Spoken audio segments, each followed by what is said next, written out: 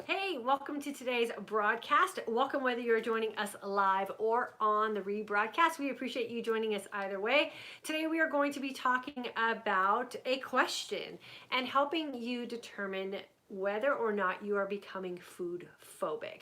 So stick with me. I'm going to share with you how you can figure that out for yourself and how it is that we can get ourselves very innocently into a stage of becoming very phobic about how to feed ourselves. So welcome. If you are new, please take a second to hit that subscribe button on YouTube and that like button on Facebook so that you will be notified when we go live and or upload new content. So we here in this community really do practice and thrive in the state of fasting. We practice intermittent fasting primarily and really figuring out how food works best for us. So if you're like me and you grew up as a young woman through the 80s and the 90s, then you are probably facing the same sort of situation that a lot of us are in this stage in our life, 40s, 50s, 60s, 70s, some of us even our 80s, where we feel totally lost about how to feed ourselves.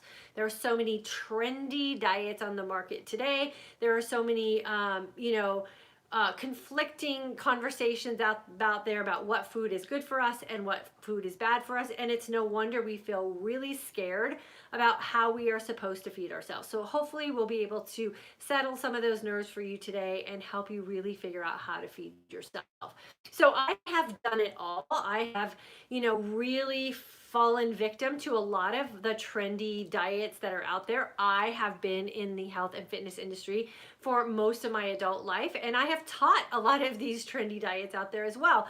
And when we are younger, and our metabolism is really revving and we haven't really settled into many food intolerances yet, and our hormones are working in our favor and not against us, it's really easy to believe that diets work for us because we see the results and we feel the results, and we have to make very subtle changes for that to happen.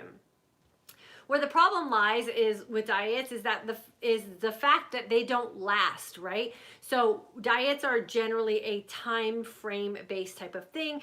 You completely overhaul your lifestyle to fit into this little box of what this diet philosophy is. You reach a certain point of the goal and then you have no idea what to do because usually the diet advice runs out. And so we go back to starting all over again, searching for a new diet phenomenon or quick fix to help us get to a goal that we're trying to achieve. And for a lot of us women, myself included, the goal that we're trying to achieve is very aesthetically based and not internally healing based. And so we go for the outward appearance. Again, guilty myself for doing this. That quick fix gets us there, and then again, we don't know what to do. Enter in hormonal change, whether that be even recovering from a pregnancy or maybe nursing a baby, or for us, premenopause, menopause, and postmenopause. And now these diets stop working for us, or we've tried something that's very restrictive and it may work in the short term, but there's no way we can sustain that lifestyle because it's just not who we are. It's not the way we choose to authentically live our lives. We don't want to be that girl at the party who everyone has to sort of work their way around because you have so many things that you're quote unquote not allowed to do. And so we come to this crossroads in our lives where we really become phobic of food because we feel a little bit damned if we do, damned if we don't. We know that calorie restriction isn't working for us. We know that the stylized diet plans aren't working for us. So what do we do? And this is where intermittent fasting is really a blessing for a lot of us women because we give our body the opportunity to really thrive without having to necessarily think about food. And then when we get to our feasting window, we let our body really dictate what is going to work for us and what isn't. And I really encourage a lot of the women in this community, and more specifically the students that are in my course, to really just lean back a little bit and take a deep breath and think about what the basics of nutrition are. So many of us in the world today, and especially if you have the means to watch something in a social media video type format, then you have access to information. So there are very few of us who do not understand what good solid nutrition is. What we have become is lazy about how it is we're supposed to feed ourselves, or we've become lazy in the production of good quality food. And it's no wonder that we've become lazy, because convenient foods are just that. They've really served a purpose for us, especially as women today who are taking on so many different roles. We're often, working out of the home, raising kids, managing a household. And so when it comes time to feast or feed ourselves, it is really easy to fall victim to the convenient type of things. And so those habits are really hard for us to break.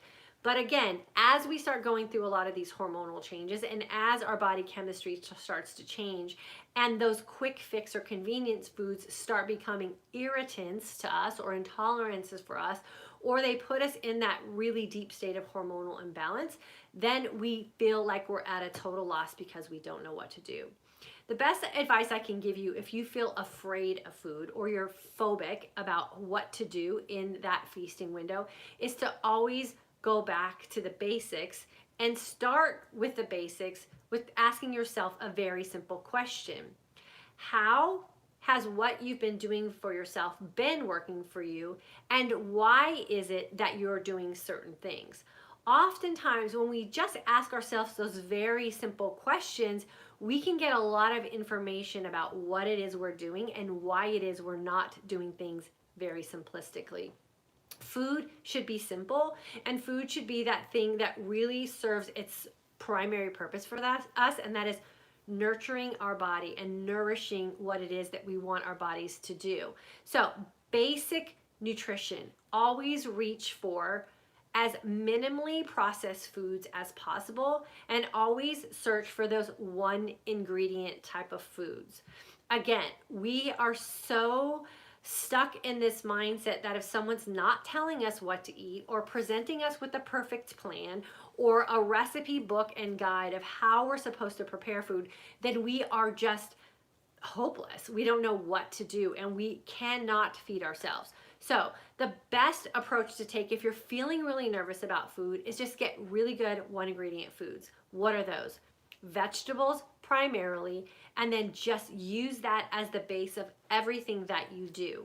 We talk here also a lot about the keto-like lifestyle. And the keto-like lifestyle is a very simple approach where we are no longer afraid to utilize fat as a means to satiate our body, utilizing lots of good oils, avocado oil, olive oil, coconut oil in our seasoning and preparation of our food, making sure we're putting a lot of those fatty foods in our diet like olives and avocados and the fattier side of nuts and seeds, and then making sure that we have a nice variety of color and consistency and crunch and texture of fresh vegetables that we can either put together and assemble as a salad, or roast in the oven with lots of oil and sea salt on them, or bake them, or stir fry them.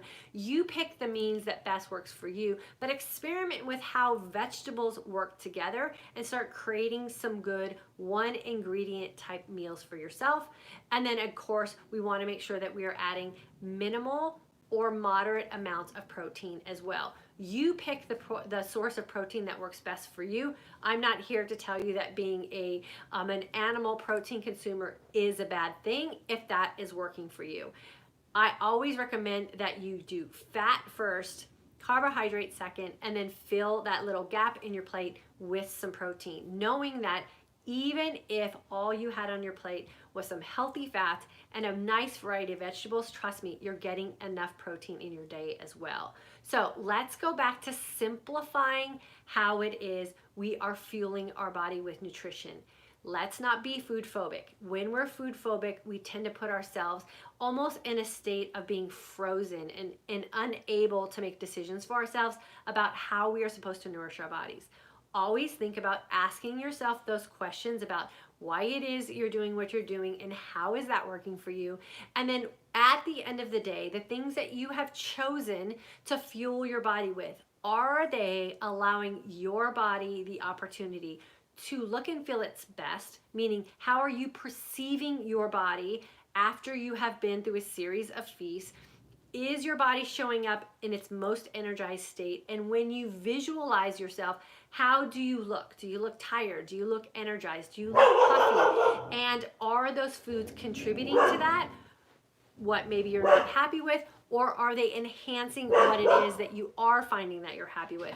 Always lean more into the foods that are giving you what you want at the end of the day and avoiding the ones that are deterring away from your big goal. And then the last piece of advice that I want to give you, if you're feeling really worried about if you're eating correctly or not, is there is no one right way to feed our body.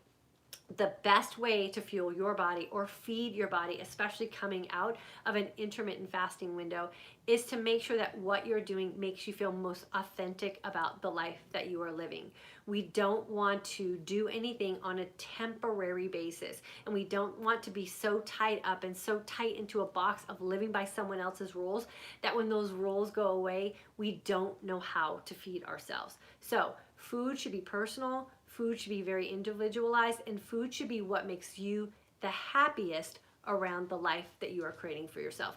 I hope this helps you, and I hope this makes you feel like you are not alone in sort of just standing around and wondering what you're supposed to do. Always defer to food that is in its most natural state, like I said, and then making sure that you have a nice combination and that you're no longer afraid to incorporate those fats. Those will satiate you, and living in that energized sense of calm in that fasting window will really prepare your body for the signs and signals that it's going to be ready to give to you when you open up that feasting window, and letting you know whether what you're doing is working or what you're doing is not. So stay conscious and listen to your body. I'm going to go ahead and open up the floor for questions and comments. So if you are feeling food phobic, please let me know in the comment section. I would love to offer you a little personalized bit of encouragement and support. It is a process. I have been living this intermittent fasting lifestyle now for almost 5 years, and I still find myself experimenting with foods, putting foods back in that once were not working for me and seeing if they work for me now, eliminating foods that I thought were working for me and really realizing that they weren't, and constantly experimenting with how food is changing with my own body chemistry. So remember, food should be that thing that is constantly changing, and you should always question whether what you're currently doing is working the way you want it to or not, and then making the changes accordingly. So let me jump in on Facebook really quick. Amy is here. I know Amy's crushing it with fasting and feasting. So I know you are doing a lot of the tests yourself and asking yourself those questions, and you're finding your way. So always thank you for jumping on here and sharing your experience. And then Teresa as well. A plate of veggies sauteed in avocado oil is my favorite meal this winter. September 2018, grad in Texas. Yeah, so many people think that vegetables have to be cold, or a salad has to be cold. And so we tend to think that we have to lean into comfort type of foods for our feasting. And what we now know is that we can warm up vegetables and put them on a plate and call them whatever you want to call them, but they can also be a source of comfort food as well. So don't be afraid to consume your vegetables in the wintertime. They can be just as comforting as a lot of those heavier type of foods as well. And then I also like to encourage, especially our women here in this community, don't be afraid of carbohydrates. Remember, carbohydrates are another one of those macros that we definitely need to have in our life. We just want to make sure that we are being very honest with ourselves when we're incorporating carbohydrates into our day. And are they the ones that we are going to pick consciously and utilize as a tool to fuel our body and get us to the end result that we want? Or are we becoming unconscious in our choice of carbohydrates and justifying some of those things that maybe aren't going to get us where we want to go? So staying conscious in your decision making when it comes to feasting is also a very critical aspect of this journey, and will get us to the point where we want to go for sure. And then Terry, January 2019 grad, even though my husband asked what intermittent fasting is doing for me since I haven't seen weight loss, I love the way of life and will continue. Yeah, Terry, remember, it's a process and a journey. It's not a quick fix. So it took me a very long time to lose weight on my own intermittent fasting journey because I had a lot of things going on internally that were out of balance. And as soon as everything got in balance, that was really when I started to benefit from some of the weight loss that I was hoping for. So time and consistency consistency are key, and really figuring out what food combinations are going to work for you and your body chemistry will also open up a nice door for you to get that big end result that we're hoping for. And I know all of us really want to see some changes in that scale for sure. So keep at it, Terry. You're definitely well on your way. Ask Dr. Bonnie. I need help figuring out how to fit in a 20-hour block with no food. I just can't do it when I have to go to leave at 1:30 for work and don't eat until I get home after 8 p.m., finished at 9 p.m. That's where you have to just sit down with your calendar. I always say also, you know, that we have to make sure that in some instances we are adjusting our fasting and feasting to our lifestyle. So Bonnie, what you probably want to do is just look at your life and look at your day and look at what it is you want to get out of fasting. And then what you'll want to do is adjust your fasting schedule toward how your life is working. So oftentimes we have to just make some tweaks. And again, this is the beauty of creating your own lifestyle around fasting and feasting, is that you really get to make the rules and you get to determine what it is that you want to do for you that's going to work. And so you might be one of those people that just has to make some accommodations for your work day, and maybe just go a little bit non-traditional in what you're doing. A 1 meal a day type of approach might work best for you because of your heavy schedule. So again, you have to look at your life, you have to ask yourself what it is you want out of this, and then create the fasting and feasting around that lifestyle. And I think you'll start to find some success with that for sure.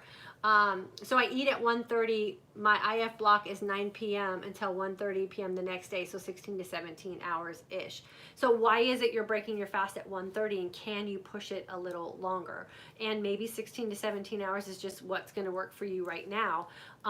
And if you're getting the results from that, then I say I wouldn't worry about it. That's working for you. If you're not getting the results that you are hoping for, then I would reevaluate why it is you have to break your fast at 1:30, and then see if you can make some scheduling adjustments there as well. And then why don't you go ahead and ask those questions too in our community, Bonnie, and we'll get those answered there for you as well, because it sounds like you have something a little bit more personal going on. So that's what our community group is for during our courses, is ask those more personalized questions, and I can see your schedule a little easier, and I can help you redefine what it is you want to do with your fasting and your feasting. Karen, October 2019 graduate, went on 2 different vacations in the last month, and I'm really struggling with food choices and getting back with eating intentionally. Part of me is feeling like I will just start over in January, and part is wanting to get back on track right now. I have felt horrible physically at times, eating too many carbs.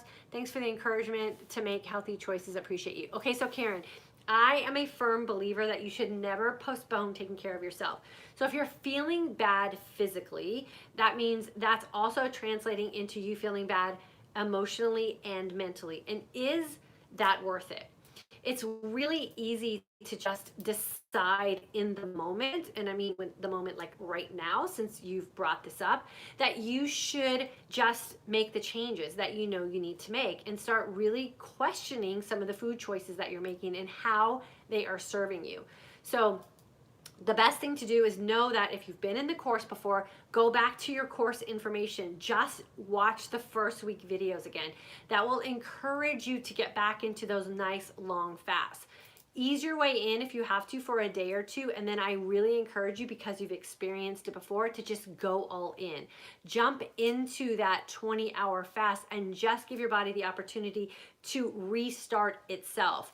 Move out of the way emotionally and mentally, and let your body physically take care of yourself. You will break those carb cravings. You'll be able to reevaluate why it is you're doing what you're doing, and then before you know it, you'll be right back on track. Waiting till January is going to serve you in no way. So start today. Start when you have your feast tonight. Make more conscious decisions about what you're going to do. Pick a time that you're going to start your fast, and then fast your way into the time you've decided to break your fast tomorrow. It's as easy as just determining when you're going to start your fast and determining when you're going to break your fast, and then making conscious choices about what it is you're doing and how that's going to make you feel. But you're beating yourself up for no reason at all. Vacation was vacation. You should have an exit strategy out of that, and then immediately implement that to get yourself out of that for sure. So Karen, I know you can do it. You just have to decide that feeling physically better is also worth you feeling emotionally and mentally better, and waiting until January isn't going to be any easier for you. just start today. So when January comes around, you'll already have gained a win off of that. So I hope that gives you some encouragement there. And like I said, if you've been a course member before, the reason I give you continual access to your course is so during these times, you can go back in and watch those videos and get yourself remotivated. So Karen, I'm expecting to hear back from you on Wednesday that you've made the decision, that you've got a nice long fast in, and you've broke those bad habits from vacation. Vacation should not throw us off track, right?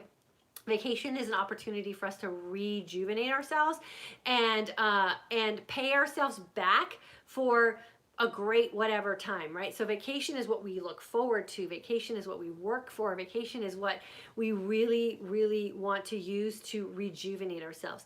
Vacation should not be the thing that we use as an excuse to throw all of the common sense that we have about taking care of ourselves out of the window. So vacation on the terms of, even on vacation, you want to make sure you're looking and feeling your best. Yes, you build in the authenticity in there a little bit as well, but you don't want to come back from vacation feeling like you need a vacation, and then implement that exit strategy as well. And that's why I always fast long and feast well en route to wherever I'm going and en route to coming home, so that the day I'm on a plane and I'm returning home vacation is the day I've already decided it's going to be the one that's going to get me back on track. So hopefully that'll help you there as well. And then Bonnie, I'm expecting to hear from you in our community group as well. So my goal is to make these live discussions short and sweet and to the point. So thank you so much for jumping on with us today.